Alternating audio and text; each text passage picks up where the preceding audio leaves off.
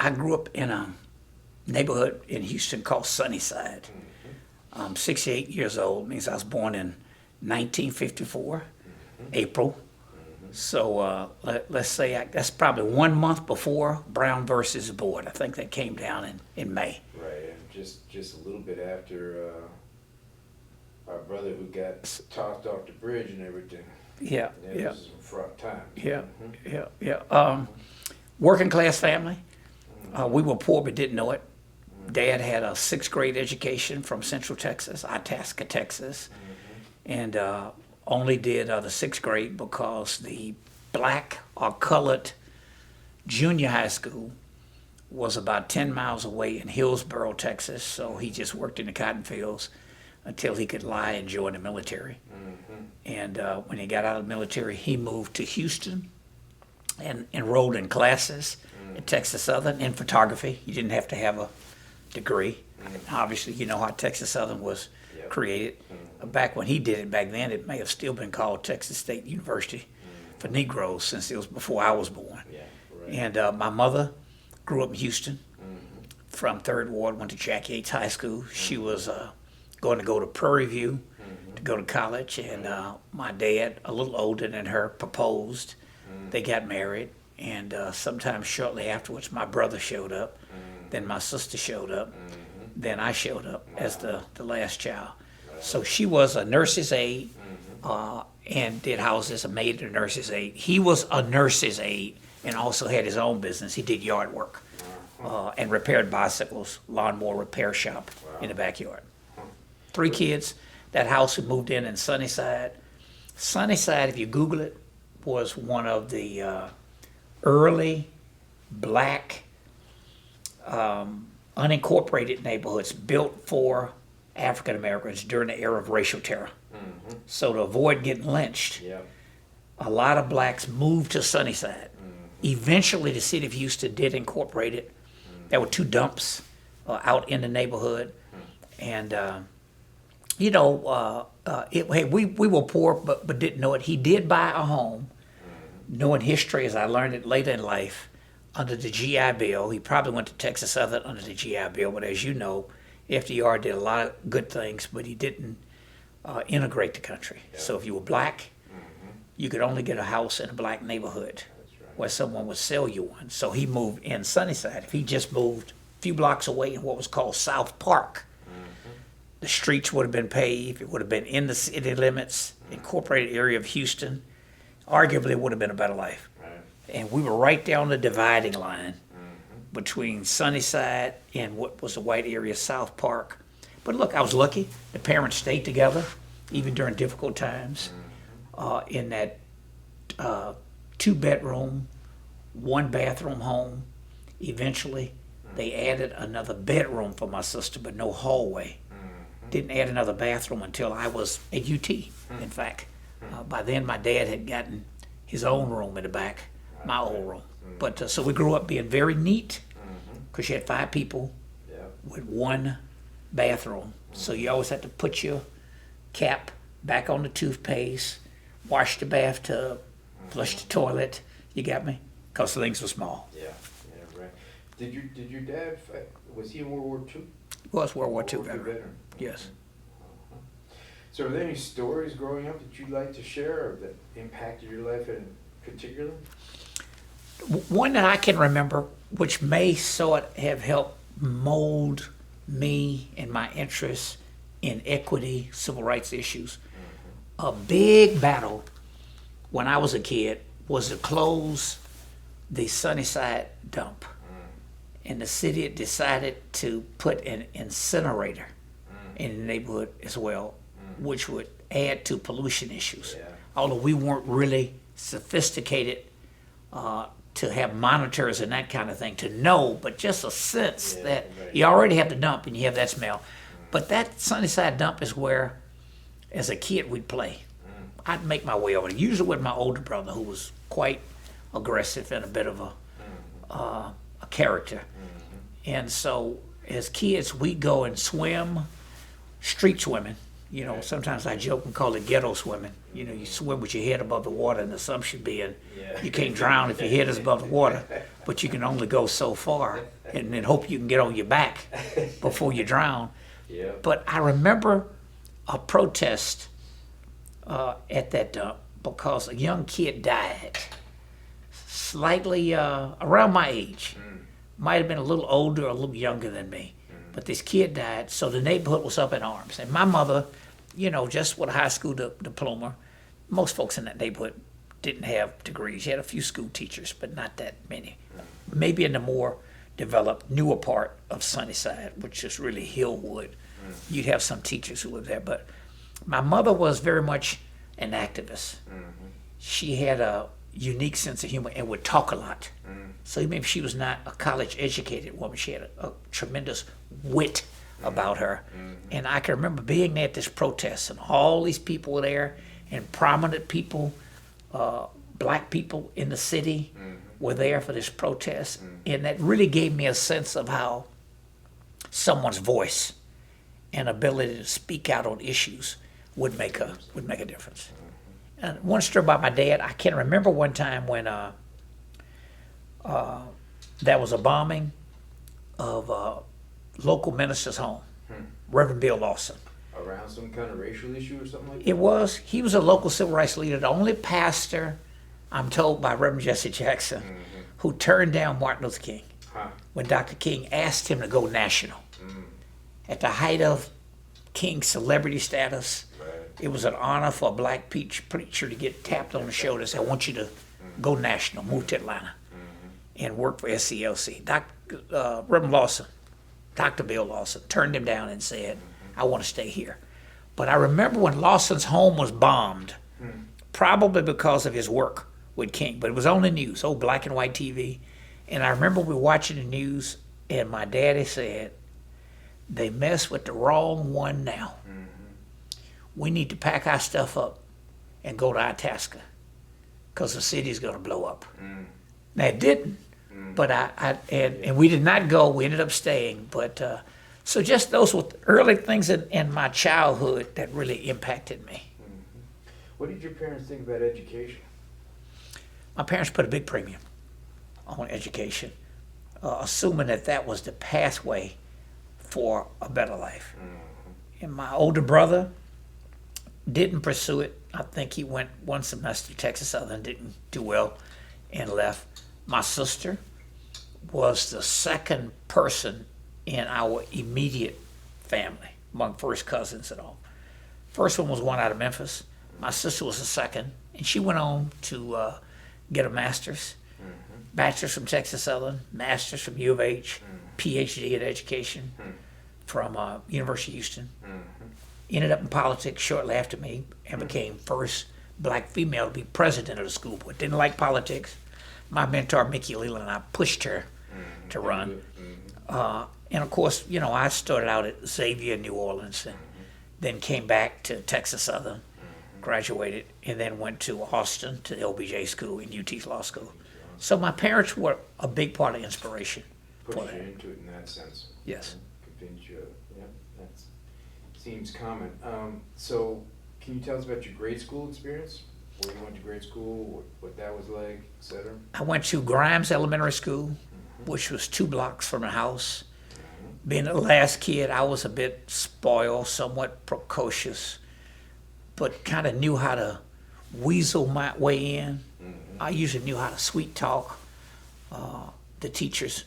Most of them were strong black females. Few males I had, I wasn't as good at charming them. But yeah, Alma Allen, who's a state representative now, was my 3rd grade teacher. We have the same birthday, not date, but the same day, April the 7th. And it was her first year out of college. I think she came out of Prairie View. But look, I was clearly the pet in most classes at Grimes. And my mother was always a fixture around the school, 2 blocks from the school. You know, my dad, she would make him go. You know, he'd have that transistor radio in his ear with that little headset listening to baseball games. So even if he'd get cussed out, He was always there, you He know. was all there. Yeah. I can remember, and I feel guilty about it to this day. There was something about the way my mother molded me in particular, being the last one and being the baby, and going with her when she would clean homes. So I perfected the art of charming Yeah, the people she worked for so I could get more cookies, I could get the hand-me-down toys. Or when I'd have to do that god-awful yard work with my daddy, mowing yards in the sun. that was your. No, I would figure out how to charm my way in the house and get some lemonade. So that trait would serve me fairly well in the public schools. So usually I was close to teachers. What, was Grimes a neighborhood school? Grimes was a neighborhood school, was still as closed, became a charter school. I think school district may still own it. You know, my sister moved back, after she retired, take care of my dad. She lives in the house we grew up in. So does my brother, who had his issues in life, got his life together, but in and out of the criminal justice system, but got his life together. And she's there, takes care of my brother and my nephew. And so were the teachers, your teachers in elementary school and all that, were they involved in the community? Did they go to the local churches and all that, or how did that I'd work? see the teachers at Mount Moriah Missionary Baptist Church, which is in the same neighborhood. And even if some of them live in the more affluent section, shall we say, of Sunnyside, Right. you're in the more affluent section of the ghetto, the newer part. No, I knew all of them, and you would interact with them. But I was going to say, I to this day feel guilty because when my dad would have to pick me up instead of my mother if it was raining, he'd show up with the lawnmowers and the broom and the rake hooked on the back of the truck and something that I learned working with my mother in houses that she would clean. I'd learned how to dress, how to act, how to avoid splitting the verbs, how to become the teacher's pet. You couldn't say ain't or you gon' get. I perfected it, and I was always a little embarrassed. I'm ashamed of it now when my dad would show up because they just assumed my parents were teachers or my dad was a postman, as opposed to a yard man.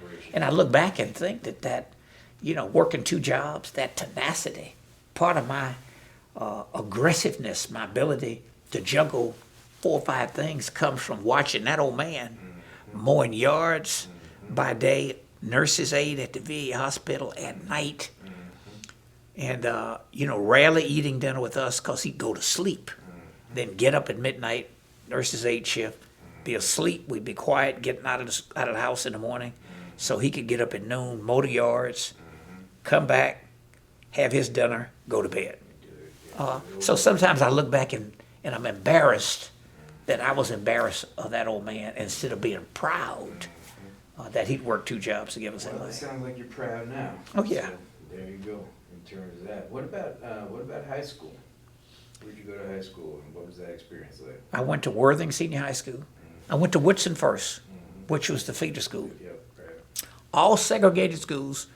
Woodson had a slide rule team in the 60s. Wow. Had a guy named William July who wanted black kids to focus more on math. On math, right. And, I can remember getting the Texas speed rule, saving enough money from my yard work in the summer to get this little Texas speed rule. You put it in a sliding K-scale for your cube roots. It was a big deal.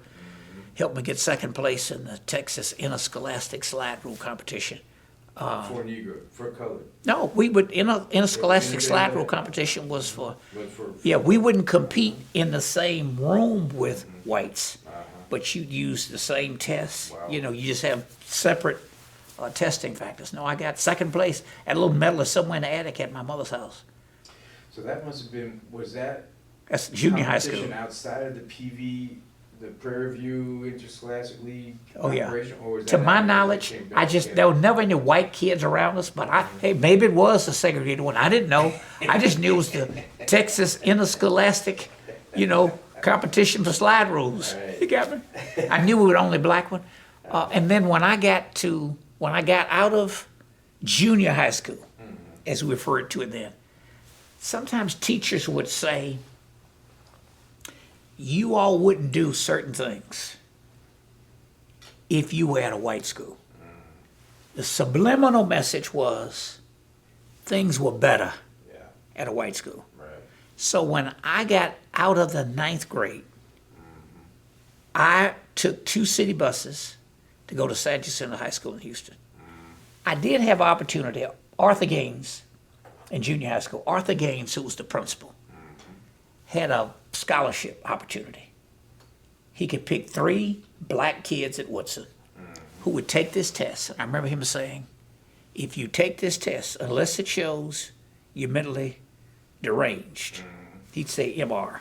Politically, you wouldn't say mentally retarded now, but back then it said, unless the test shows you're retarded, you will get all expenses paid scholarship to go to an elite boarding school. They'll list you. I think the Urban League got this arranged. And Mr. Gaines picked 3 black kids, Rodney Ellis, Francis Bowie, and Ron Wilson at junior high school. Ron went on to become a state representative before I got to the legislature. Amanda ended up becoming a doctor. But you had to pay $100 to take the test. So he said, go tell your parents about it. And if you paid $100, you 3 can take the test, and I'm sure you'll be fine. You'll get in, some standardized test. So I remember telling my dad, and he said, he's stealing. I never heard of a test costing $100. What kind of test could cost $100? That's crazy. Now, I was not going to go back and tell the principal. My daddy said, that brother, you know what he said? That brother must be stealing. So I just said, I don't want to leave my house. Now, I probably should have said, look, my dad doesn't want to do it. I suspect Mr. Gaines would come up with it. But that was kind of my first indication, maybe I'm missing something. Civil rights movement's going on. I'm young, but I'm watching the news. Opportunities opening up. Even if I didn't know what Brown versus the board was, but I knew something happened. Yep. And the court said, Mr. Thurgood Marshall said we could go wherever we want to go, but it hadn't happened in Houston. So I decided to take 2 city buses, because Houston didn't desegregate. They didn't give you any busing.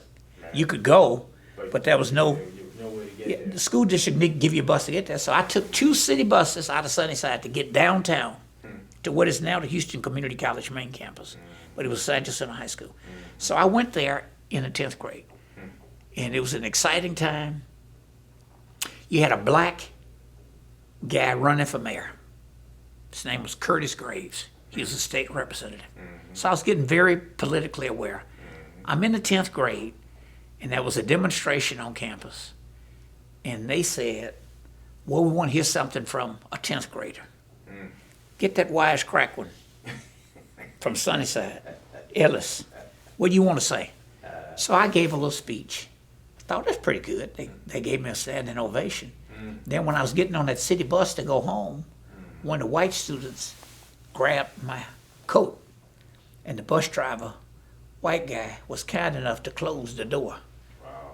The coat got ripped, but I didn't fall. Yeah, exactly. So when I got home and explained to my parents what happened, maybe about 2 weeks later, the assistant principal called my mother, went to see her, and said, I think your son will be better off in a black environment because he's too young to be getting this active so early. He's going to become a black militant.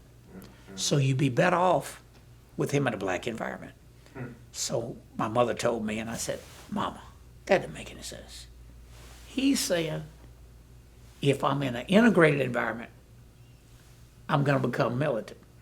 But if I'm in an all-black environment, I'm going to be a black militant. I wouldn't say I want to be a militant.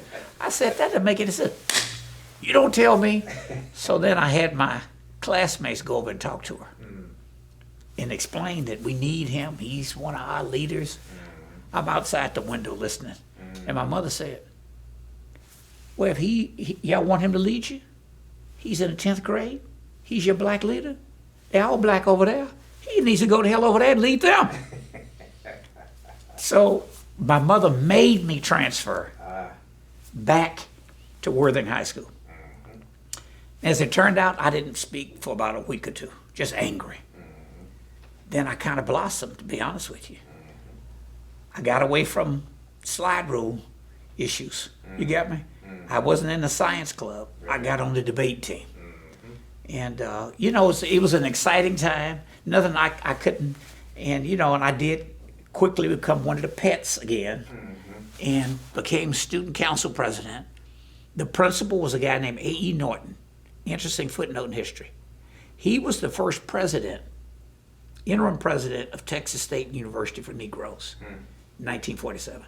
They took A.E. Norton, who was the highest ranking black in the Houston independent school system, And put him in that. master's degree from maybe UCLA or Southern Cal, and made him the interim president of Texas State University for Negroes. And then eventually when they brought in a president, he went back to the school system. He was principal at Worthing, and I got very close to him. So my high school year, 1971-72, the state had gone to single member districts because of the Voting Rights Act.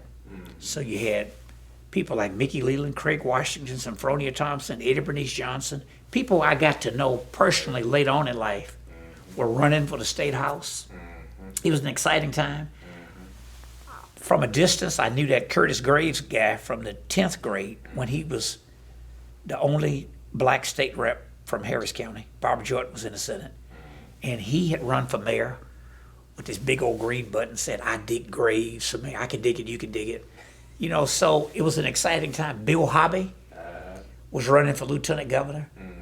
Mr. Norton gave us a chance to get involved, so I got involved politically. As a high school student. Student body president, my last year, thank God. I mean, look, couldn't get away with it now. My prom night, I had the student council leaders and members in tuxedos hanging up signs all throughout black neighborhoods in Houston saying Bill Hobby will make a good lieutenant governor, honestly. And we were helping a prominent minister, F.N. Williams, who's still alive, who was running for state rep. He lost. But it was an exciting time. And so my senior year, oh man, I didn't have a license. We had a fleet of cars. Hobby family owned the Houston Post, had a lot of money. Office was right off of what is the Southwest Freeway, not far from where I live now. You talk about, I got to watch Mickey Leland and all those folks who were running, for state rep. Barbara Jordan, was running for Congress. Right. It was an exciting time. That spring of 1972. It's wonderful. So let me understand this. So you're one of the few people I've talked to who was in segregated black schools, went to integrated schools, white schools, one semester, and then came back to black schools. So what was the difference in those experiences? What's the quality of education? Are you in a position to be able to? Here's my sense. I was young. The teachers at Woodson and at Grimes were in a lot of ways the best that the black community had to offer because there was nowhere else they could go. Yeah. At San Jacinto, there were more programs.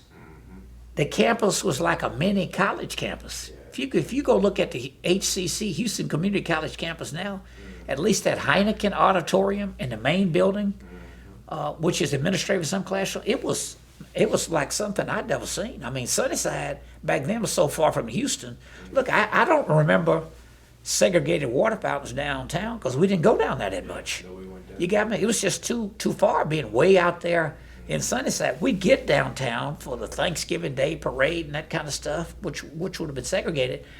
But it was more challenging for me at San Jacinto because you had more students who were high achievers. You got me? So it was more competitive.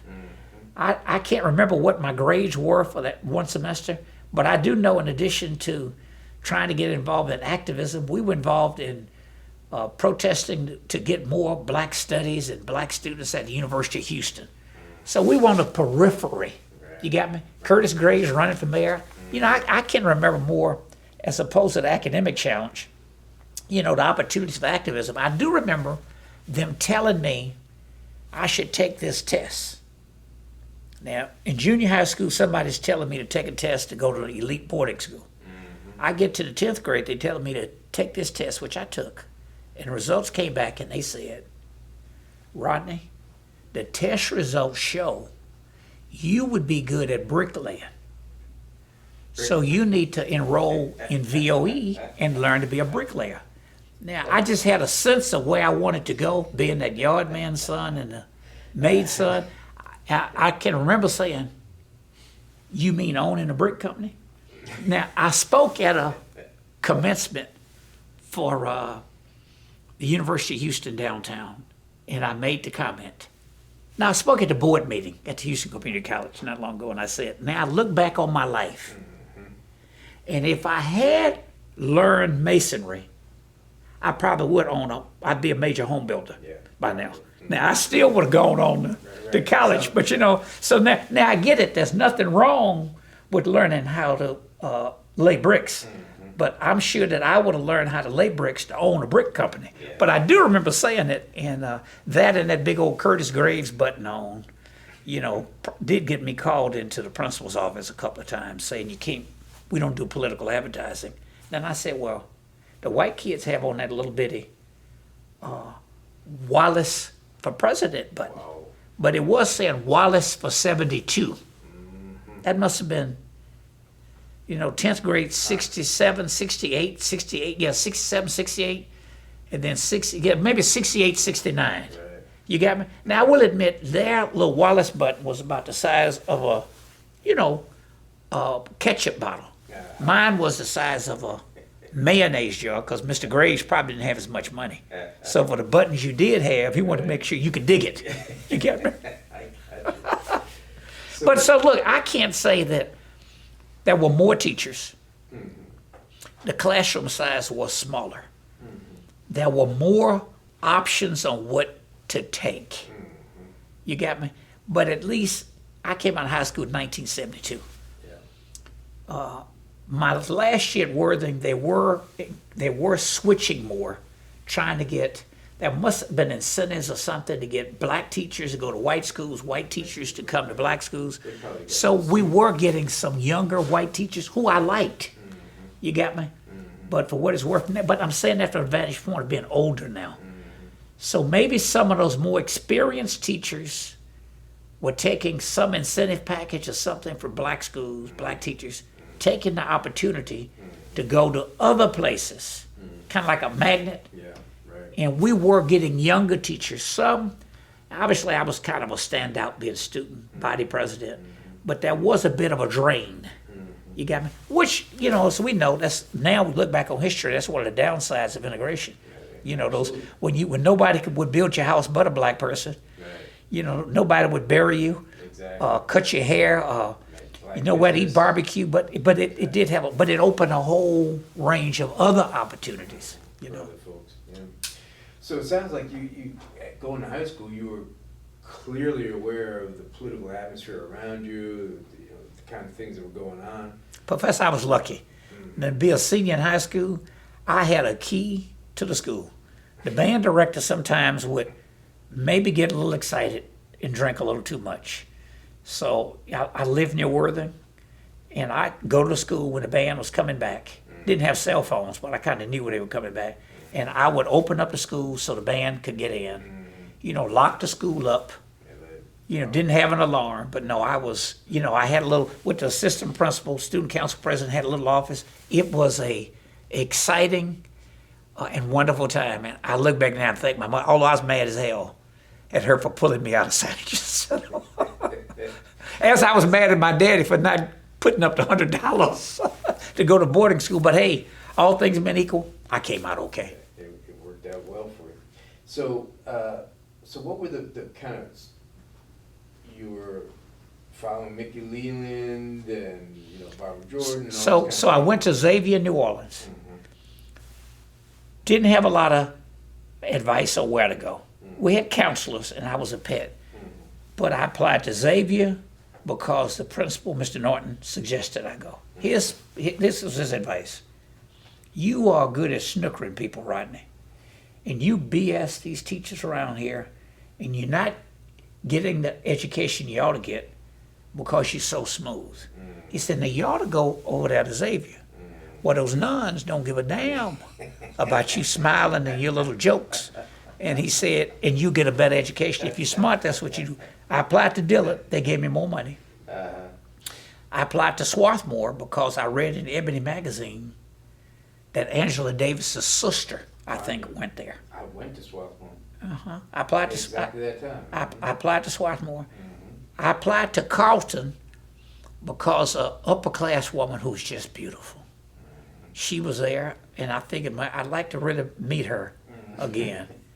I applied to Howard, which is my first choice, because I dreamed of having a sweatshirt and being on the steps of the law school that Thurgood Marshall went to. So I was politically conscious. My mother said, they gave me a little money to go to Howard. My mother said, it snows up there. You'll have to get a new wardrobe. Now, I didn't think to say, Mama, had you ever thought of a coat?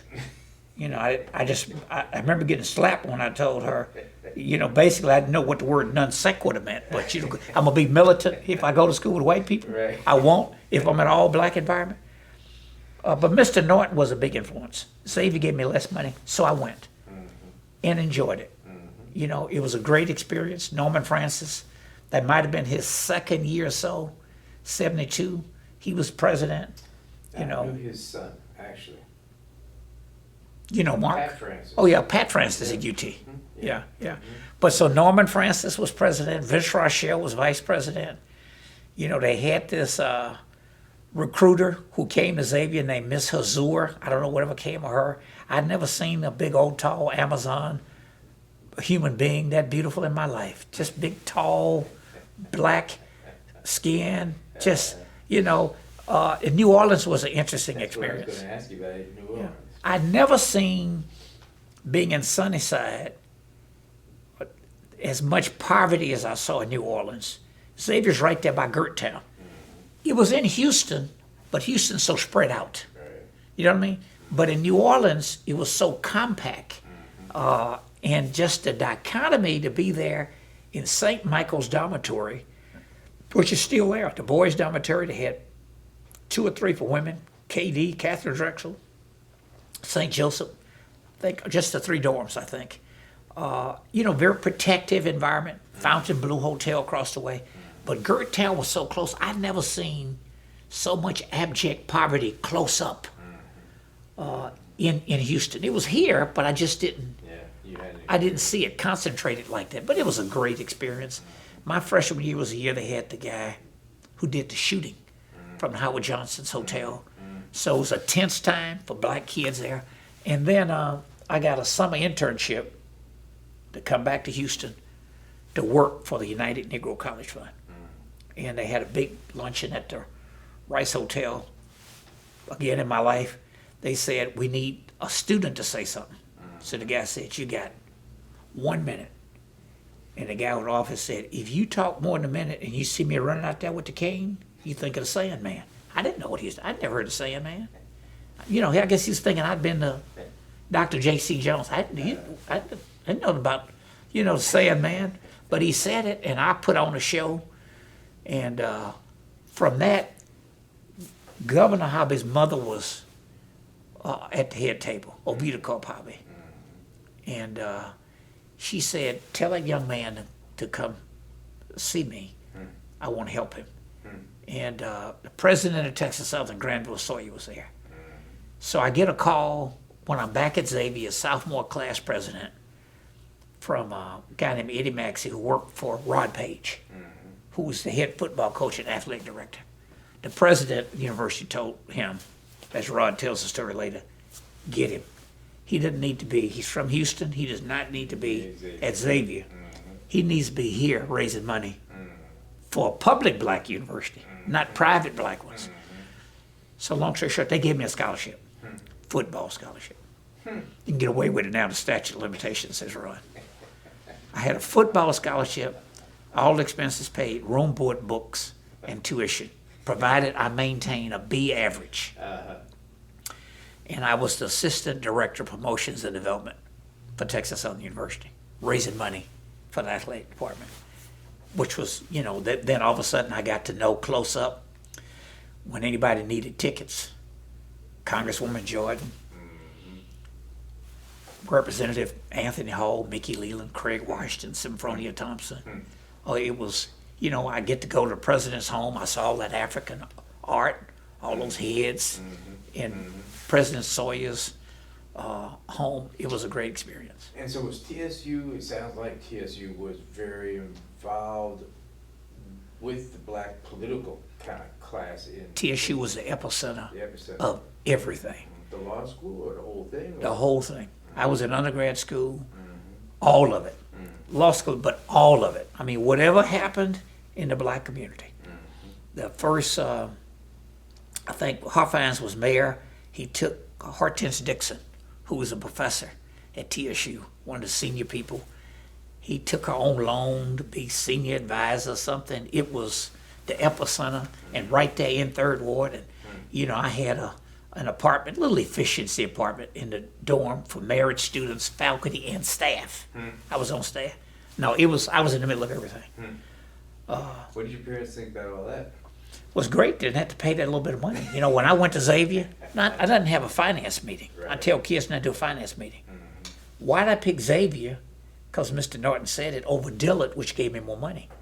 I had a Worthing scholarship, but I didn't think to ask with my Des Poirier scholarship at Xavier. Was it for 4 years? It was like $750, $800 for the first year. Tuition may have only been $2,000, $3,000, but that's a lot of money. It's a lot of money. 1972. Absolutely. So they didn't renew my Des Poirier the second year, and which is why, I mean, I love Xavier, sophomore class president, but when TSU offered me room, board, books, and tuition, I don't know if that little telegram said $400 a month. I think it was $400 a month. And then I came out of TSU early because I remember going to Dr. Page. The 400, I think it's what, $400 a month sounded like a lot of money until I started dating this smart, brilliant, beautiful majorette. Then all of a sudden, those little burgers at the Hyatt with the revolving floor downtown got a little expensive. So Dr. Page wouldn't give me a raise. I remember going in and I said, Dr. Page, you know, I need to get a raise. And he said, hey, the agreement, room, board, books, and tuition, $400 a month, that's what we're going to pay you. I said, well, Dr. Page, if you won't give me a raise, all I want is $500. If you won't give me a raise, I can enroll in 22, 23 hours, and you spend more money. I remember him saying, that's not on my budget, Rodney. Now get on to work and get your class. Keep your B average. So I came out of TSU early. And the way I ended up at UT, which I'm assuming you're interested in. Yes, I am interested in that. I read the questions. Memory gets better even if it fades at 68. So, a professor from the OBJ school named Lotus Rhodes, Lotus Rhodes, I knew him. Absolutely. he was visiting with Dr. Page. And he said, Lotus Rhodes, I'm an ex-jock. I think jocks have the discipline and would do well at the LBJ school. And LBJ wanted this school to be diverse, and we're not doing well with black students, particularly black men. And he said, I want to know if you have some athletes coming out of here, Texas Southern, that you think good GPA discipline. And Dr. Page said, well, let me think about it, and I'm going to get back with you. Now, my little cubicle's next to Dr. So I could hear. You could hear everything. So when Lotus left, I went out there on the steps of Adams Gym and I said, Dr. Rhodes, Dr. Rhodes.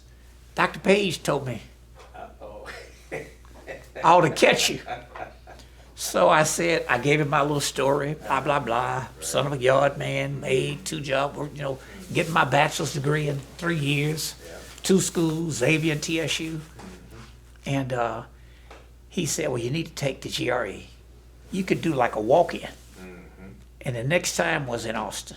So Lotus really kind of walked me. I wouldn't have known what a GRE was. I just wanted to go to law school. And he said, well, it's too late for you to go to law school. So I went to Austin. I took the GRE. He helped me. He just spoon fed it to me. I did my stuff to register. I didn't do a lot of prep, but score, I guess, came back okay. But Lotus Rhodes took me around. He had me meet, I think Gronowski might have been the dean back then. But so Lotus Rhodes really mentored me, and I went to the LBJ school, and they gave me a scholarship. And now, was Whittier there at that time too? Whittier came out of the I don't know. I don't think Julius was in the joint degree program. I think he did it the way I did it. Yeah, I think Julius got his master's degree and then yeah. went to law school. And then went to law school, Yeah. absolutely. So LBJ. Julius might have been at the LBJ school. Memory fades. I knew Julius well. If so, he would have been a second year. He'd have been ahead of me. He may have been out, but he and I were at law school together. So I started the LBJ school in 75, came out in 77. So he would have been slightly up Yeah, before. and I started at the law school in 77 and came out in 79. So when I got there, they did give me a scholarship, and I was not supposed to work. But from that little meet with Miss Hobby, you know, I went back to her, and she had me talk to her son, who was a lieutenant governor then. And I'd worked in his campaign. He remembered me. So I ended up with an internship opportunity on Bill Hobby's staff. So you were in Austin, but working. I was in Austin. Look, he was lieutenant governor. He's in Austin. That's right. That's right. So I went on his staff. So I enrolled at the LBJ school the summer of August. They made me do a little prep thing to help me get ready. Not a Clio like they have for law school, but they had something, you know, probably worried that, and then, you know, I'd only gone to school with whites one semester in my life. You know, a few whites in my high school, like 3. I'll see them by reunion, 50-year reunion Saturday night. So before talking to Lotus about LBJ school and all that, had you heard about UT? Did you have an impression of it? What I heard about UT was that some postman out of Houston, they treated him so bad, he'd had a nervous breakdown.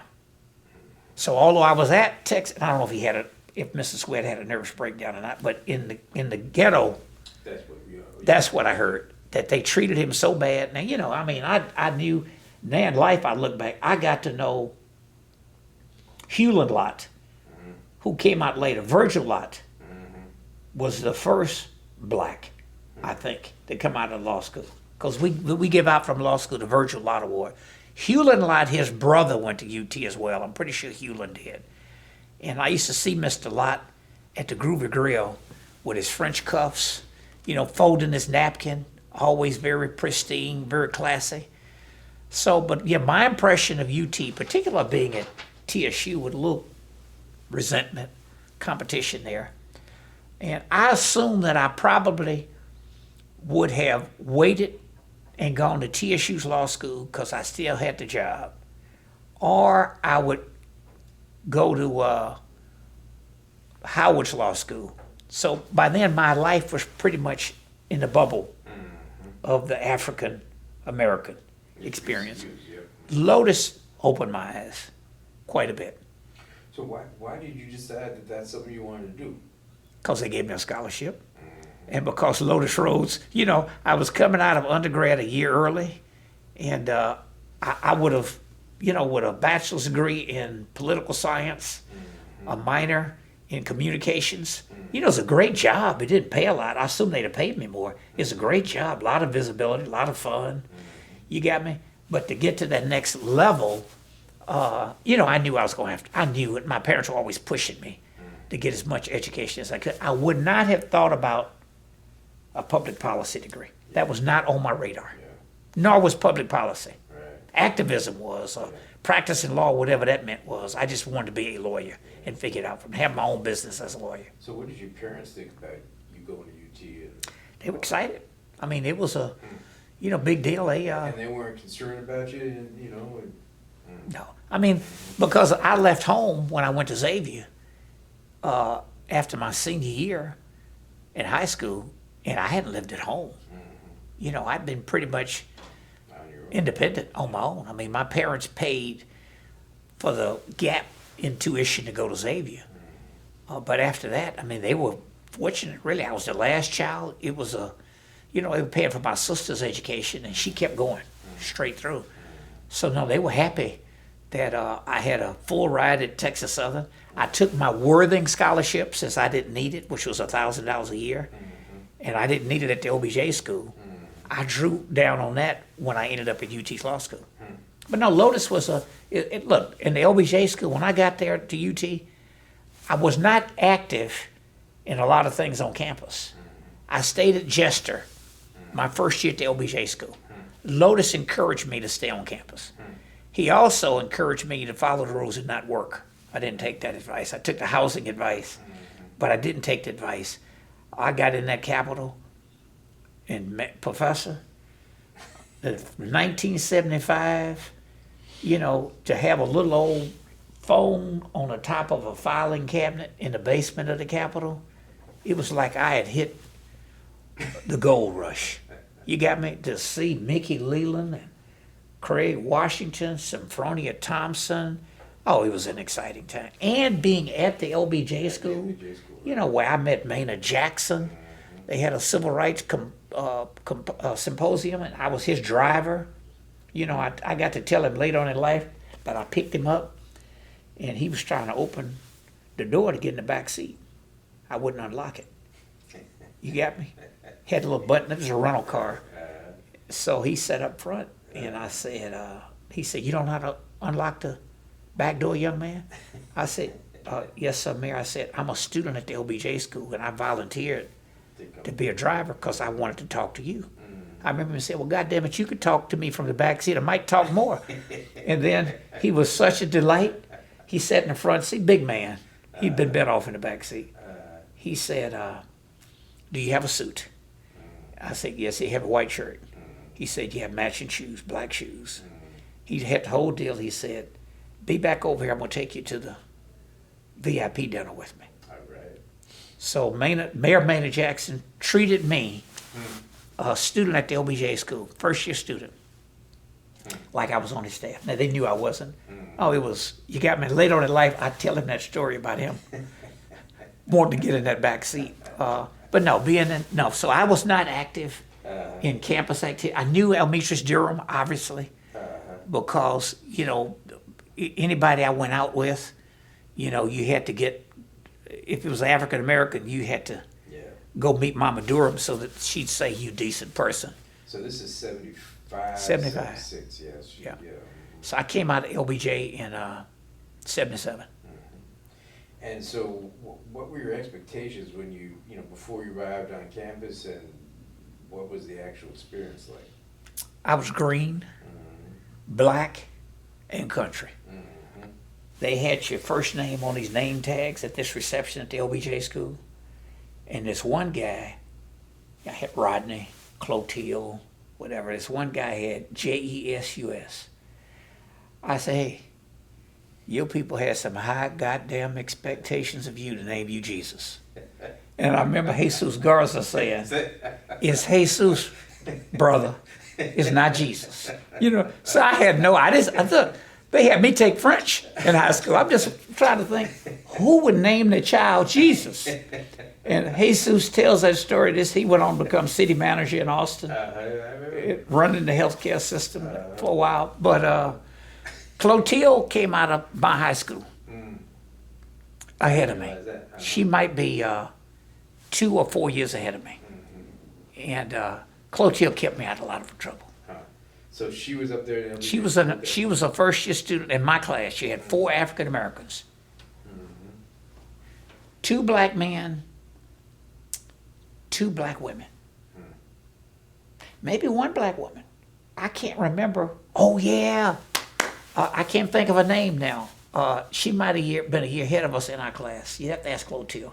I remember Clotilde. I don't remember, but I remember Dan Carter, Rodney Ellis, Clotilde, and the other black guy. I haven't called his name or seen him in such a long time. But Clotilde and I, both being from Sunnyside, you know, we introduced ourselves. No, she kept me out of a lot of trouble. She kept me on the straight and narrow. What I didn't expect was to end up on probation my freshman year. I figured, look, second time in an integrated environment. I had a B plus and a a C plus. I think that's pretty good. Yeah. I didn't know you had to have a B average. I didn't read to. Well, C plus and B plus is a B average. No, the pluses didn't mean much. It's A, B, C, D. So that B plus is a B. You know what I mean? And that C plus is a C. So I was on probation. So that meant that after the first semester, it was the two-tailed probability test in that statistics class. Now, I made a decent living as an investment banker. You got me? But I didn't understand what in the hell was going on with that two-tailed probability test. It still scares me to this day. Jared Hazelton, who behind his back I call Jarhead. No, I was on probation, and I had one semester to bring it up. And I remember at the Black Caucus meeting, student meeting, I told them, hey, Martin Luther King didn't die for us to flunk out of here. Now we need to get out of this all-black study group and see if we're missing something. So I got out. You got me? And I did relax a little bit. You know, I decided, you know, I took off from my job to get off probation. I was working. Right. Was not supposed to, but I was working.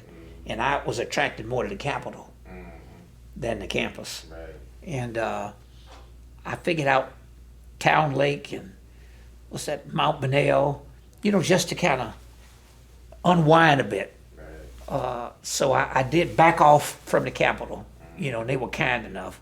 I don't remember if I told them I was on probation, but I think they could tell something was going on, stressful in my life. I still got paid, you got me, but they reduced my responsibilities in 76, started in 75, 76, and they were not in session, you got me? Yeah. So they reduced my workload a bit, so I got off probation and ended up with an internship in DC, by the way. That's a semester. That's how I got to meet old Derek Bell, by the way. By then, I was interested in Harvard or Yale. Then once I got to UT, I understood what Ivy League meant. You got me? Yeah. And so, you know, I interned at HUD for the Policy Development and Research Department that summer. It's a great experience. I think it was about the time Walter Washington was in his last term. Maybe Marion was coming in, Marion Barry, because I remember seeing Mayor Washington at this little boarding house I lived in off of 7th and T. He was driving his own car. So he may have been out of office or getting ready to get out of office, because I remember seeing him trying to parallel park and banging up cars. So he was making a transition from being mayor to have to drive his own car. But it was from that experience at the OBJ school that, you know, I thought I got a great education there. Yeah, well, so I wanted to ask you about that. So how did the, you know, the faculty members there receive you all and the other students and all that? What was that like? Look, I thought it was a very nurturing environment for me. You know, you had this guy at the law school that would scare us to death, Lino Graglia. Yeah, of course. Graglia. So you read all this stuff in the paper about him, but I thought Dagmar Hamilton, I did have my mentor there, but Dagmar was also a professor that took a very keen interest in me. I think Justice Douglas was still alive and came to speak on campus. You know, Elspeth Rostow, we were there during the transition. You know, Gronowski stepped down as dean. They brought, Elspeth Rostow was out on interim basis, I think. And then they brought in Scotty Campbell, I think, from Maxwell School at Syracuse. But no, I enjoyed it. It was a wonderful experience. I was always scared of Professor Hazelton, you know, and he was a good guy. I mean, I got to know him better later on in life in the legislature, particularly when I became chair of the Senate Finance Committee. And I pointed out to him, you know, I got that C in statistics.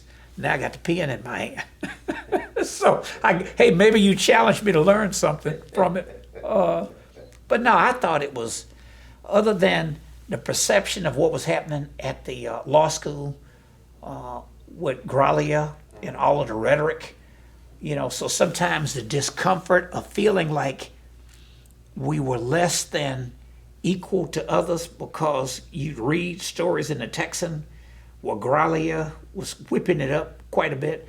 But but what would help me deal with that was my world was the perception of power by then as, working my way up the totem pole, starting off just driving around running errands to finally getting a desk, and sharing an office with another LBJ student, Carol McDonald, over in the Capitol. Even if it was the basement, you're still in the Capitol. You got me? And I'd have to go get the libations to put in the lieutenant governor's apartment for the senators. So, no, I perfected the art of profiling. So what happened after LBJ school? Did you go straight to law school, or what? I did. I studied for the LSAT that summer while I was interning. Took the LSAT. Back then it was $50 to apply to Harvard, and a Harvard grad that I met through my Bill Hobby connection, Sherman Stimley, first black lawyer with Vincent Elkins, was one of my mentors, and I think 3 kids in that family from Jackson, Mississippi, were all at Harvard Law School at the same time. First year, second year, third year. Big write-up, Time Magazine, and Ebony and Jet, of course, about the family. And he told me to go see 2 people that summer when I was intern from the LBJ school. He said, go see Butler Henderson with the Legal Defense Fund. He was over the Earl Warren Scholarship Program for black kids to go to formerly segregated law schools with a scholarship. And I drove up to New York, got to see Mr. Butler Henderson, with Sherman still arranging it. I remember him telling me, you're the first person to talk me into a scholarship this quick. And he said, if you talk 2 more minutes, you're going to talk yourself out of it. Time to leave. Huh? Yeah. Then I left and drove on with my girlfriend up to Boston. And checked in a little cheapest place we could find in Boston. And I got to see Derek Bell through Sherman Stimley. And I remember the conversation. He said, son of a yard man and maid, both worked undergrad, 2 schools, Xavier, Texas Southern, LBJ school. Didn't mention the probation because I'd gotten off of it. He said, okay, if you get X on the LSAT, whatever it was, I can't remember the number. He said, I can get you into Harvard. And so I go back, and I was about 10 points below X. And it was $50. So I didn't apply. Stayed in touch with Derek Bell, didn't apply. I did get into UT, U of H, Howard, Texas Southern. I think I was on a wait list for Vanderbilt. UT didn't give me any money. That Earl Warren, at that time, as I understood it, would only apply to formerly segregated schools. I couldn't have used it at TSU or Howard. I could have used it at Vanderbilt, U of H, or UT. So of places where I knew I had the money, and I was pretty much in there. You got me? And Dagmar Hamilton had me meet with Professor Hamilton, her husband, who's a famous property professor.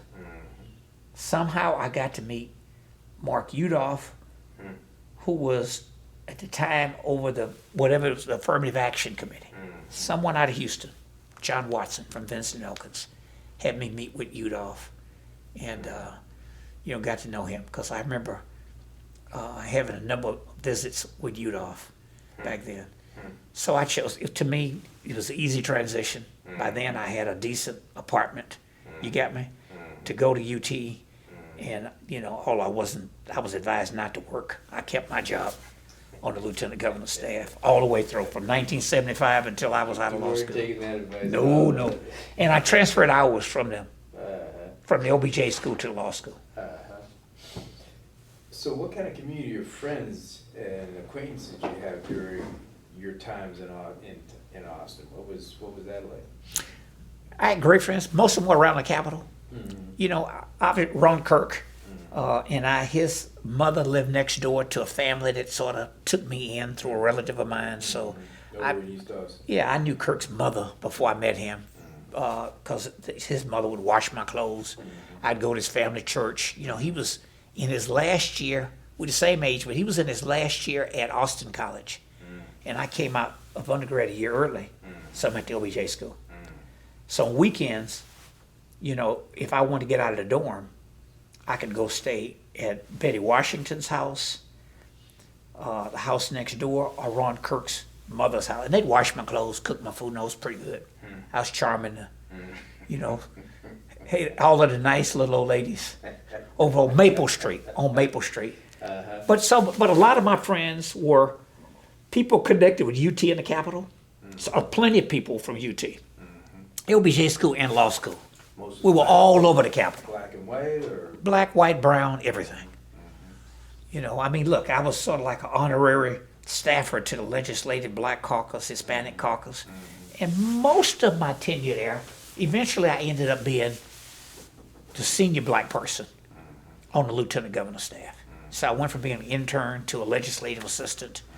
You know, when statewide campaigns would come up, when Governor Hobby had an opponent, you know, I'd go off to payroll and go work the campaign around the state. So that was, look, UT for me, it was a great experience. And when I got out, I stayed. I wanted to make up for a GPA that reflected, as Bill White says, I had one of the highest GPAs per number of hours at the law school in the history of the law school. Because I was at the Capitol. I was always gone. I'd change clothes in my car to get back to the Capitol. I was addicted to it. But so I clerked for an appellate judge who was on the Austin Court of Appeals. It was a one-year commitment. I was there one semester. Then Buddy Temple, railroad commissioner, was going to run for governor, offered me a job on his staff. There'd never been a black person on the executive staff of the Texas Railroad Commission. So I left the clerkship early, went to the Railroad Commission. It got a little press because I put out the release. And so they had a little blurb in the business section of the Post and Chronicle, Black joins executive staff of the Railroad Commission. So Congressman by then, Mickey Leland, called up Buddy Temple and said, who's this black guy you have on your staff? I'd like to get a black person to come work to do outreach for the Democratic National Committee. All the black folks that we need to register in the South. But usually people who get that job are from the East Coast or the West Coast. So I want to meet this guy. Yo, you know him? He was the one that worked for Hobby. Always strutting around the Capitol like he was in charge of something, in charge of nothing. And so Mickey hired me. I didn't get the DNC job, but I did go meet Dick Hatcher, you know, most of the members of the Congressional Black Caucus. I could only get that job if Mickey and Mayor Hatcher signed off on it. So I got caught in a crossfire. Hatcher thought I was too close to Leland. And Mickey Leland didn't even know who the black guy was until they reminded him. I thought he knew me. He got me. So I ended up taking a job as his chief of staff, which was a great experience. At 26, 27 years old.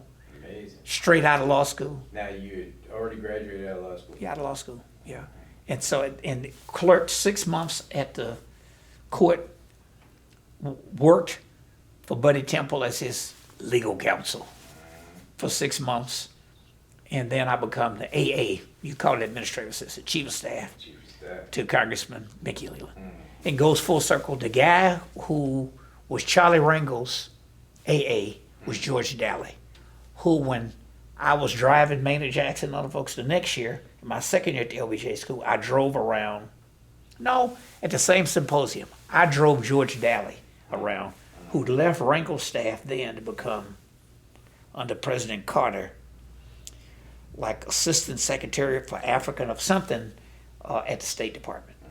And when I ended up going to Washington to intern for about a month until I could find my own place, I stayed with George and Pearl Daly at their reconstructed row house, babysitting their kids. So just, great connections from UT, a hell of a network for me. So when you were in Austin, did you have any time for entertainment? Did you go anywhere? Did you go to Yeah, movies? Billy Go to- Shakespeare's. Mhm. You know, but mind you, it was through Billy Shakespeare's was a place, but it was through the spectrum of the law school and the Capitol, LBJ school. Every symposium at the LBJ school, I was a part of it.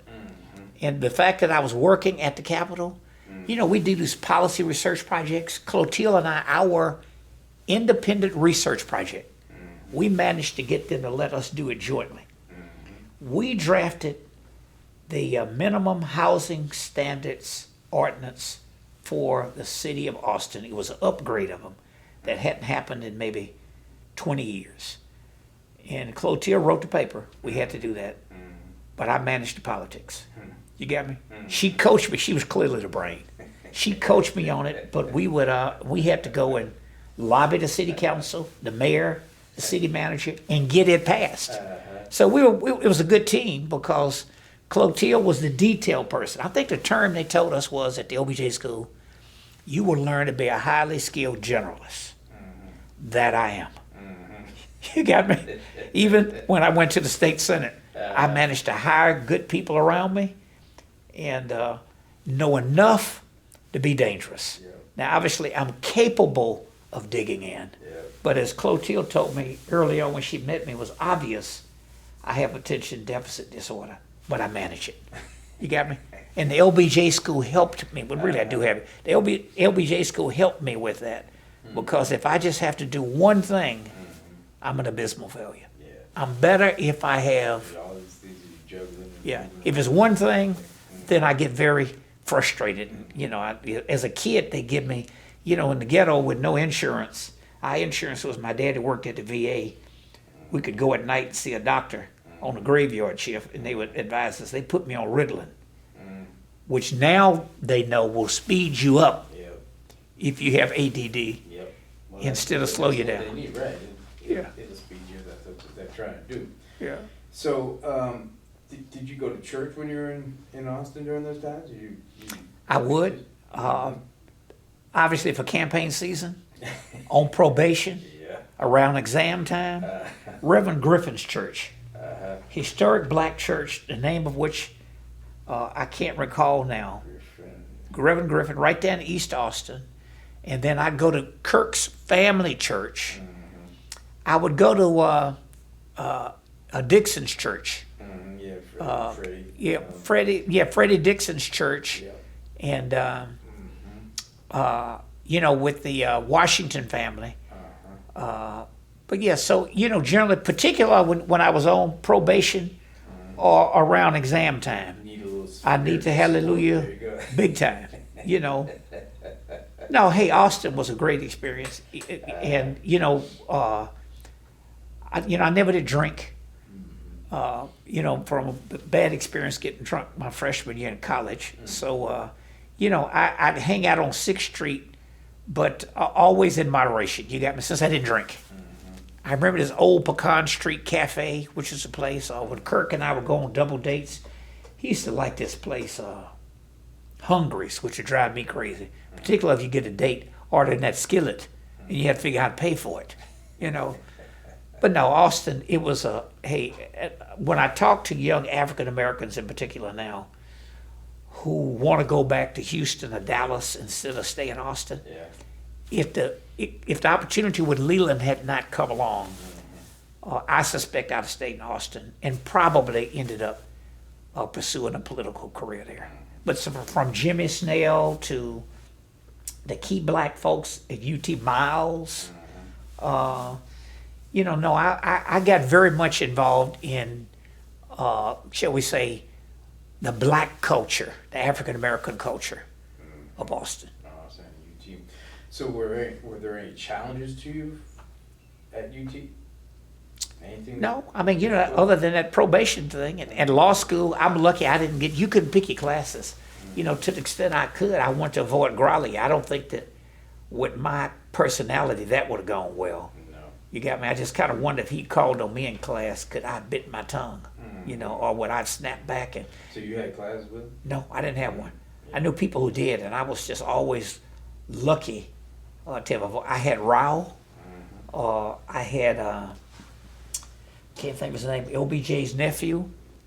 Because I came out in 1979. Right. But no, it was for me, it was a great experience all the way around. What were some of the other black students that you actually went to school with? You gave me the folks, the 4 that you can remember, or at least 3 of them that you can remember from LBJ school. What about the law school? Clearly Kirk, Julius, McKee, William Taylor came after me, Darwin McKee, Gary Bledsoe. Bledsoe was in there with you too? Oh yeah, he was ahead of us. Booker Morris. We had Demetrius Sampson, Rudy Green that you mentioned earlier. Even if I was working at the Capitol, my job was kind of visible, but no, I was active in black student. What do we call it? Thurgood. What do we call our? Well, it was a Thurgood Marshall. Yeah. Or whatever it is. Yeah. That still exists. Yeah. Now I didn't go. I'd go to Boston conferences, but if so, I was in and out. You got me? Because, Professor, from the moment I showed up in 1975, and to see the people that were running when I was a senior in high school, sometimes I'd point out to them I was already in office. Student body president, Worthing Senior High School thing. It was for me it was magical. All of the battles, the beat I was there when the Killer D thing went on. What do you call them? The Killer Bees when they broke the quorum on Governor Hobby, and in the thick of it, I knew what the issue was. Sometimes people look back and don't know the issue was. They were trying to move the presidential primary date to help John Connally run for president, which is why. But they were going to leave. So if you'd have gone back to vote in the Democratic primary, nothing would have been on the ballot but you.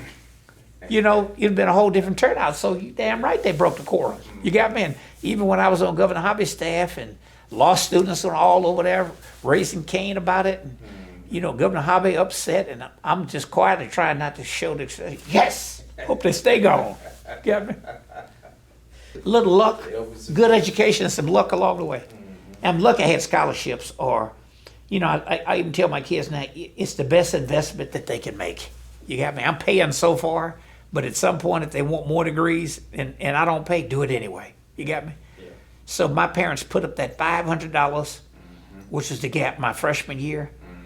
I never borrowed any money. I was lucky that football scholarship, of all things, came along.